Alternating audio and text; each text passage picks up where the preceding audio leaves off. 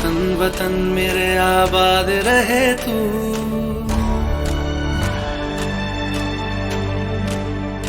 ऐ वतन वतन मेरे आबाद रहे तू, ऐ वतन वतन मेरे आबाद रहे तू। मैं जहाँ रहूँ जहाँ मैं याद रहे तू, मैं जहाँ रहूँ जहाँ मैं याद। अस्सलामु अलैकुम अज़ीज़ तलबा व तालिबात। मदरसा नसीरिया अशरफिया पनासी में जो ऑनलाइन क्लासेस चल रहे हैं उसमें आज डिप्लोमा इन उर्दू का क्लास लेने जा रहा हूँ। क्या पढ़ेंगे? अशफाकुल्लाह ख़ान। अशफाकुल्लाह ख़ान के बारे में पढ़ने जा रहे हैं। अपने वतन पर जान देने वालों में एक नुमायाँ नाम अशफाकुल्लाह ख़ान का भी है। अपने वतन पर जान देने वालों में से अशफाकुल्लाह ख़ान हिंदुस्तान के उन नौजवानों में से एक हैं जिन्होंने जान की कुर्बानी देकर आज़ादी की मशअल को रोशन किया। अशफाकुल्लाह ख़ान 22 अक्टूबर 1900 ईस्वी को शाहजहाँपुर के एक अमीर और खुशहाल ख़ानदान में पैदा हुए। कहाँ पैदा हुए? शाहजहाँपुर में। कब? 22 अक्टूबर 1900 ईस्वी को। अपने ख़ानदान के चहीते और लाडले अशफाक ने 15 वर्ष की उम्र में इंडियन रिपब्लिकन एसोसिएशन ज्वाइन कर लिया। कितने वर्ष में? 15 साल की उम्र में। और वतन की आज़ादी के लिए अपना ऐशो आराम छोड़कर जंग आज़ादी में शरीक हो गए। उन्हें एक ही धुन थी कि किस तरह मुल्क आज़ाद हो और अंग्रेज़ों की ग़ुलामी से निजात मिले। उनका दर्दमंद दिल और हसास ज़मीर इस बात की इजाज़त न देता था कि अपनी जवानी को बेकार और फजूल बातों में गंवाएं। उन्हें जल्द ही एक ऐसा साथी मिल गया जिसने उनकी तमन्नाओं और आरज़ुओं को सही रास्ता दिखाया। इसी में जो उसको एक सही साथी भी मिल गया जो उसको जो है सही रास्ता दिखाए। उस साथी का नाम राम प्रसाद बिस्मिल था। वो कौन थे? राम प्रसाद बिस्मिल थे। अशफाकुल्लाह और राम प्रसाद बिस्मिल ने अपने दूसरे साथियों के साथ मिलकर आज़ादी की मुहिम को तेज़ कर दी। इन लोगों ने जब जो है कई साथी मिल गए तो आज़ादी की मुहिम जो चल रही थी उसको बड़ी तेज़ कर दिया।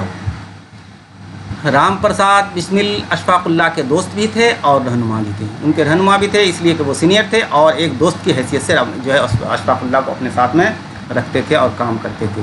19 अगस्त 1925 ईस्वी तारीख़ आज़ादी का वो यादगार दिन है जब अशफाकुल्लाह ख़ान, पंडित राम प्रसाद बिस्मिल और उनके दीगर 8 साथियों ने रेल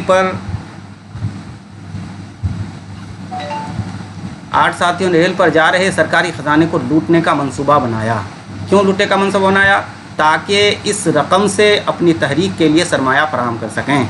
जो तहरीक चला रहे थे तो उसमें रकम की ज़रूरत थी, रुपये पैसे की ज़रूरत थी। तो रुपये तो इन लोगों पैसे तो इन लोगों के पास थे नहीं, तो इसी वजह से ये लोग ये कदम उठाए। प्रोग्राम के मुताबिक वो लोग 8 डाउन पैसेंजर में सवार होकर लखनऊ के लिए रवाना हुए। रेल यूं ही काकोरी स्टेशन के करीब पहुंची जंजीर खींच दी गई। ये लोग ट्रेन पर सवार हो रहे थे लखनऊ में और जब जो है काकोरी स्टेशन वहां पर पहुंची तो ये लोग जो ट्रेन की जंजीर खींच दी गई। क्यों? और अशफाकुल्लाह की रहनुमाई में बड़ी सफाई और चाबुक दस्ती से बग़ैर किसी मुसाफिर को नुकसान पहुँचाए ख़जाने को लूट लिया गया। बड़ी होशियारी से ये काम किया गया। लेकिन ट्रेन में जो और भी मुसाफिर सवार थे उसमें से किसी मुसाफिर को ये लोग नुकसान नहीं पहुंचाए, इसलिए कि इन लोगों का मकसद ही ख़जाने को लूटना था, किसी मुसाफिर को नुकसान पहुंचाना नहीं था। ये ऐसा वाक़या था कि अंग्रेज़ हुक्काम दहल गए। इनकलाबियों को कुचलने की मुहिम अंग्रेज़ों ने तेज़ कर दी। इस वाक़े से जो है अंग्रेज़ हुक्काम जो थे वो भी दहल गए और वो लोग जो है इस मुहिम चलाने वाले को जो खुफिया वो लोग जो इसके पीछे पड़ गए। अंग्रेज़ खुफिया पुलिस इनकलाबियों के पीछे पड़ गई और तलाश का काम ज़ोर व शोर से शुरू हो गया। अशफाकुल्लाह ख़ान छुपते छुपाते बनारस होते हुए बिहार के डाल्टनगंज में पहुंचकर मुलाजमत कर ली। जब ये लोग देखे कि अपनी जान लोगों के जो है जान की भी खैरियत नहीं है तो वहाँ से जो है छुपते छुपाते बिहार आए। बिहार के डाल्टनगंज में आकर के ये मुलाजिमत शुरू की। लेकिन वतन परस्ती का जज्बा इन्हें जल्द ही फिर दिल्ली खींच लाया। इन मुलाजिमत तो कर रहे थे लेकिन मुलाजिमत में ये सोच रहे थे कि मुलाजिमत से काम चलने वाला नहीं, देश आज़ाद होने वाला नहीं है। देश को किस तरह से आज़ाद किया जाए, ये उसके जहन में एक धुन जो है सवार थी। तो फिर जो है वो उसी जज्बे के साथ दिल्ली पहुँच गए, जहाँ 8 सितंबर 1926 ईस्वी को एक हम वतन और क्लास फेलो की मुखबिरी पर उन्हें गिरफ्तार करके लखनऊ की अदालत में मुकदमा चलाया गया, जहाँ पर जो है 8 सितंबर 1926 को एक हम वतन यानी वो हिंदुस्तानी के रहने वाले थे और कोई दूसरे नहीं, वो जो अशफाकुल्लाह के क्लास फेलो भी थे, उसकी मुखबिरी पर जो है इन्हें गिरफ्तार कर लिया गया और लखनऊ की अदालत में इन पर मुकदमा चलाया गया। और काकोरी केस के 3 और बहादुरों के साथ उन्हें फांसी की सज़ा सुनाई गई। किसको? अशफाकुल्लाह खान को। फैज़ाबाद जेल में भी अशफाकुल्लाह की ज़िंदगी के मामूलात में कोई फ़र्क नहीं आया। जब वो जो फैज़ाबाद जेल में रहते थे तो जेल की ज़िंदगी में भी उसके मामूलात ज़िंदगी पर कोई फ़र्क नहीं आया। वो पाबंदी से नमाज की अदायगी करते रहे और कुरान करीम के बताए हुए रास्ते पर चलते रहे। यही वजह है कि उन पर कभी किसी किस्म का खौफ गालिब नहीं आया कि मामूलात ज़िंदगी को अपने सही तरह से गुजार रहे थे, नमाज जो वक्त पर पढ़ते थे, कुरान पाक की तिलावत करते थे, उसके जो है सही तरह से जो है ज़िंदगी गुजार रहे थे। इसलिए यही वजह है कि उसकी ज़िंदगी पर कभी खौफ गालिब नहीं आया। जितने दिनों वो जेल में रहे एक नॉर्मल इंसान की तरह ज़िंदगी गुजारते रहे, हत्ता कि जब उन्हें फांसी की सज़ा सुनाई गई तो भी उनके चेहरे पर किसी किस्म की घबराहट या परेशानी के आसार नुमायाँ नहीं हुए। घबराहट होती भी कैसे? उन्होंने तो मौत को अपनी दुल्हन की तरह तौर पर कबूल किया था।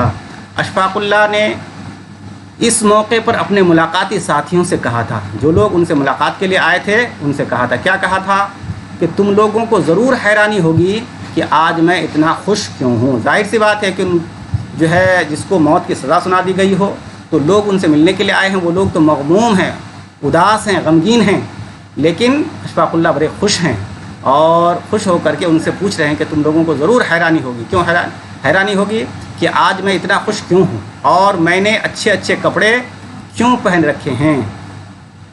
सो भाई ये ठाट बाट शादी की खुशी में हैं, जानते नहीं कि कल मेरी शादी है। सोचने की बात है, उसको मौत की सज़ा सुनाई गई है, कल उसकी मौत होने वाली है, लेकिन वो कह रहे हैं कि कल मेरी शादी है। अरे यारो, ये तो बताओ कि दूल्हा के संवरने में कोई कमी तो नहीं रह गई। और फिर वो इतने ज़ोर से हंसे कि उनके गमज़दा और उदास दोस्तों को भी चारों नाचार हंसना ही पड़ा। जब वो ज़ोर से हंसे तो वो लोग जो उनको देखने के लिए आए थे, उनके मुलाकाती साथी थे, दोस्त थे, उन लोग इनकी हंसी को देख करके चारों नाचार उन लोगों को भी हंसना ही पड़ा। 19 दिसंबर 1927 ईस्वी को मामूल से कुछ पहले ही वो बेदार हो गए, नहा धोकर कपड़े पहने, नमाज पढ़ी और तिलावत कलाम पाक के बाद जो दुआ मांगी वो आज भी तमाम हिंदुस्तानियों के लिए एक नमूना है। वो दुआ ये थी, क्या दुआ थी? ऐ खुदावंद करीम, मैं तुझसे और कुछ नहीं मांगता, अगर तू मेरे आखिरी वक्त की दुआ को कबूल कर ले तो मैं ये दुआ मांगता हूँ कि तू हर हिंदू मुसलमान को अक्ल दे कि वो आपसी झगड़ों में अपने वक्त ज़ाय न करें और दोनों मिलकर मुल्क को आज़ाद और खुशहाल बनाएं। ये उनकी दुआ थी। हस्बे रिवायत आखिरी आरज़ू पूछे जाने पर उन्होंने ये शेर पढ़ा। जब किसी को मौत की सज़ा सुनाई जाती है और मौत की सज़ा दी जाती है तो उससे पहले उसकी आखिरी आरज़ू पूछी जाती है। तो हस्बे रिवायत इससे भी पूछी गई उसकी आरज़ू। तो उसकी आरज़ू को पूछने के बाद ये क्या कहा था कि कुछ आरज़ू नहीं है आरज़ू तो ये है।